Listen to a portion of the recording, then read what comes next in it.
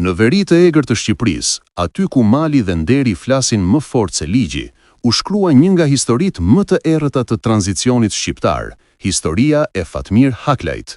Një njeri që jetoi mes ligjit dhe krimit, mes shtetit dhe hakmarrjes, një emër që u bë legjend dhe pastaj u zhduk në errësirë. Në fillim të viteve 90, Shqipëria sapo kishte dalë nga komunizmi. Shteti ishte i dobët, armët në duart e njerëzve, e tropoja ishte kthyer në një territor pa kufi ligjor. Në atë rrëmuj, familja Haklaj ishte ndër më të njohurat. Ishin polic, ushtarak, por mbi të gjitha burra që se ulën kokën kurrë. Fatmir Haklaj ishte më i riu dhe më i frikshmi prej tyre. Ishte oficer policie, i njohur për guxim dhe vendosmëri. Por gjithçka ndryshoi në janarin e vitit 1998, kur vëllai i tij Shkëlqimi u vra në një prit në qafën e Luzhës. Nga ai moment, Fatmiri hoqi uniformën dhe mori armën për drejtësi vetjake. Ai nuk i besoi më shtetit, as institucioneve, as politikanëve. Në të njëjtën kohë, Shqipëria ndodhej në ethet e luftës në Kosovë. Kufiri i Tropojës ishte bërë kalim për luftëtarët e UÇK-s, për armë, municione e njerëz. Dhe në atë zonë, askush s'mund të vepronte pa dijenin e Haklajve. Fatmir Haklaj, sipas shumë dëshmive, kishte ndihmuar fshehurazi forcat e UÇK-s, kishte strehur luftëtar dhe kishte dhënë armë rrugë kalimi për ta. Por kjo e vuri në përplasje të drejtë për drejtë me një njeri tjetër të fuqishëm të veriut, Sali Berishën. Berisha, ish president dhe lider i Partisë Demokratike, e konsideronte Tropojën si bazën e tij politike. Por pas vitit 1997, kur pushteti i tij u rrëzua me kaosin e piramidave, Berisha e humbi kontrollin mbi veriut. Dhe aty, në vendin e tij të lindjes, ndikimin filloi ta merrte dikush tjetër, Fatmir Haklaj, një burr i armatosur që nuk kishte frikë të sfidonte askënd. Një njeri që, sipas motrës së tij Aisha Haklaj, dinte shumë për lidhjet e errta mes politikës, policisë dhe vrasjeve që kishin ndodhur në Tropojë e Tiranë. Në verën e vitit 1998, ndodhi një ngjarje që e tronditi Shqipërinë.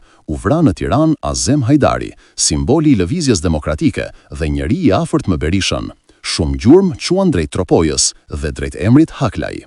Shteti akuzoi ata si organizator të vrasjes, ndërsa familja e mohoi, duke thënë se gjithçka ishte një plan politik për t'i shfarosur.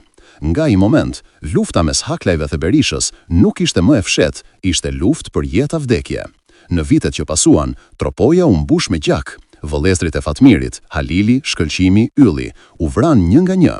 Familja akuzonte hapur strukturat e shtetit, forcat armatosura që vepronin me urdhra nga Tirana. Ndërsa Berisha, në anën tjetër, i quante kriminal dhe kërkonte asgjësimin e tyre. Në vjeshtën e vitit 1999, rrjeti ishte shtrirë. Sipas burimeve të asaj kohe, Fatmiri po ndiqej, përgjohej dhe rrethohej çdo ditë.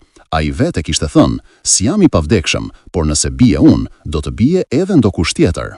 Mbrëmjen e 4 nëntorit 1999, Fatmiri u nis me makinën e tij drejt shtëpisë së mikut të vjetër, Jaho Mullësmanit. Rruga e Bujanit ishte bosh, vetëm errësirë dhe shi. Në një kthes të ngushtë ndodhi gjithçka. Një breshëri plumbash shpërtheu nga 3 drejtime. Ishte prit profesionale, e planifikuar me saktësi ushtarake. Kur gjithçka mbaroi, Fatmir Haklaj ishte i vdekur. Në vendin e ngjarjes u gjetën prova që ngritën shumë pikpyetje. Një kapel me qime, një çantë ushqimi dhe dylbi ushtarake, mjete që përdoren vetëm nga njësi të trajnuara. Dëshmit tregonin se atentati ishte bërë nga profesionalist, jo nga rival lokal. Por hetimet u ndalën. Komisioneri që kishte mbledhur provat, Gani Malushi, u vra pak muaj më vonë në Dyrës dhe bashkë me të u zhduk edhe dosja që përmbante emrat e dyshuar. Në vitet që pasuan, motrat e Fatmirit, Aisha dhe Zylfia Haklaj, akuzuan publikisht Sali Berishën për urdhrin e vrasjes së 4 vëllezërve të tyre. Ato pretenduan se në Tropojë vepronin grupe të armatosura, të lidhura me politikën, që ekzekutonin me porosi për të zhdukur çdo zë kundër Berishës. Në intervistat e saj, Aisha Haklaj tha, Fatmiri ndihmoi UÇK-n dhe për këtë u bë armik i njerëzve që nuk e deshën Kosovën të lirë. Ai u vra sepse dinte shumë dhe sepse nuk u përkul. Deri sot, drejtësia nuk ka dhënë asnjë përgjigje. Asnjë proces gjyqësor nuk ka zbardhur kush e qelloi, kush e urdhëroi, kush e mbuloi. Por Tropoja nuk harron. Në çdo rrugë, në çdo kafe, ende përmendet ai emër me zë të ulët. E vran Fatmir Haklajn, por me të vrau edhe e vërteta. Në një vend ku politika dhe krimi kanë ndarë të njëjtën tavolinë, historia e Fatmir Haklajt mbetet plagë e hapur. Disa e quajnë bandit, të tjerë patriot, por askush se mohon. Ai ishte njeriu që sfidoi pushtetin dhe për këtë u dënua me vdekje. Dhe sot, pas më shumë se 25 vitesh, pyetja që askush nuk guzon ta thot me zë të lartë, endet si mallkim mbi malet e Tropojës. Kush e vrau Fatmir Haklajn? Dhe pse shteti shqiptar nuk e gjeti kurrë të vërtetën?